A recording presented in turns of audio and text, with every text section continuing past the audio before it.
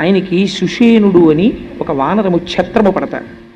ఆ సుషేనుడు ఛత్రము పట్టినటువంటి మూర్తిని మీరు మంత్రము చేత ఆవాహన చెయ్యాలి హనుమ జయంతి నాడు. అలాగే మైందుడు ద్వివిధుడు అని ఇద్దరు ఉంటారు.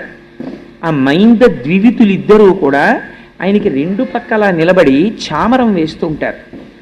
ఆయన ముందు జాంబవంతుడు నడిచి వెడుతుంటాడు. వెడుతూ మంచి మాటలు చెప్తూ ఉంటాడు. ఈ పని చెయ్యవచ్చు, ఈ పని చెయ్యకూడదు అది పెద్దవాడైనటువంటి జాంబవంతుడు ముందు నడుస్తున్నట్లు, ఆయన వెనకాతల మిగిలినటువంటి వానరముల యొక్క పేర్లు చాలా పేర్లు విజ్ఞాపన చేస్తారు. ఇటువంటి పరివారం ఏది ఉన్నదో అటువంటి పరివారముతో కూడినటువంటి హనుమకి ఇవాళ అర్చన చేస్తున్నాము అంటారు. శాస్త్రమునందు హనుమకి వివాహం అయింది.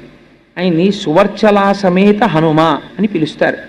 సువర్చలా సమేతుడైనటువంటి హనుమకి కళ్యాణం చేయడం కూడా శాస్త్రంలో అంగీకరించారు. ఎందుచేత అంటే